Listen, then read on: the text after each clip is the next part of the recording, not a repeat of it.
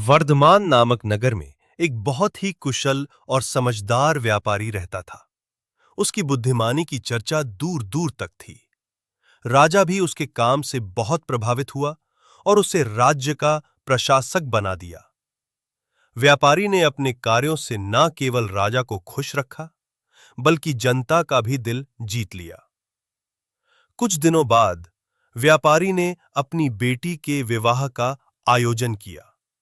इस अवसर पर उसने एक भव्य भोज दिया, जिसमें राजा से लेकर सामान्य जन तक सभी को आमंत्रित किया गया। हर अतिथि को आदर, आभूषण और उपहारों से सम्मानित किया गया। राजमहल का एक साधारण सेवक, जो झाड़ू लगाने का काम करता था, वो भी इस भोज में शामिल हुआ। पर भूलवश वो उस कुर्सी पर बैठ गया जो राज परिवार के लिए सुरक्षित थी।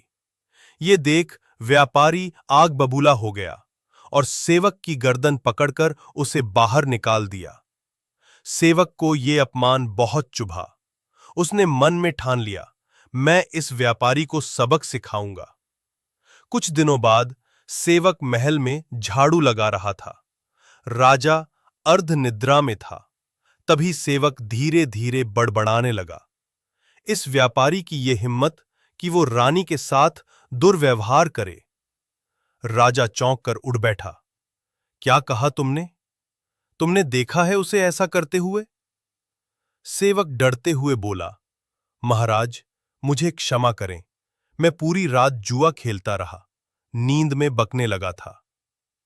राजा ने कुछ नहीं कहा, लेकिन शक का बीज मन में बो चुका था। राजा ने व्यापारी के महल में आने जाने पर रोक लगा दी और उसके अधिकार छीन लिए। जब व्यापारी महल आया तो दरबानों ने उसे अंदर जाने से मना कर दिया।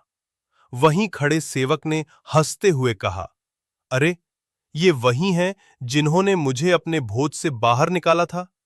अब देखो, इन्हें खुद बाहर निकाला जा रहा है। व्यापारी को सारी सच्चाई समझ में आ गई। उसने उसी सेवक को अपने घर बुलाया, उसे दावत दी और विनम्रता से माफी मांगी। सेवक अब खुश हो चुका था।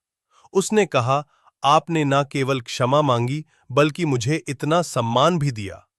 अब मैं आपका सम्मान लौटाकर रहूंगा।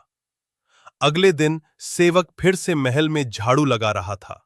राजा अर्धनिद्रा में था। अगले दिन सेवक फिर से महल में झाड़ू लगा रहा था। राजा अर्धनिद्रा में था। सेवक फिर बड़बड़ाने लगा, हे भगवान, हमारा राजा तो गुसल खाने में खीरे खाता है। राजा गुस्से से तिलमिला उठा। तुमने यह क्या कहा? सेवक फिर चरणों में गिर गया। महाराज, नींद में बक रहा था। राजा सोचने लगा, जब ये मेरे बारे में ऐसे बोल सकता है तो शायद व्यापारी के बारे में भी झूठ ही बोला होगा। उससे अपनी भूल का एहसास हुआ।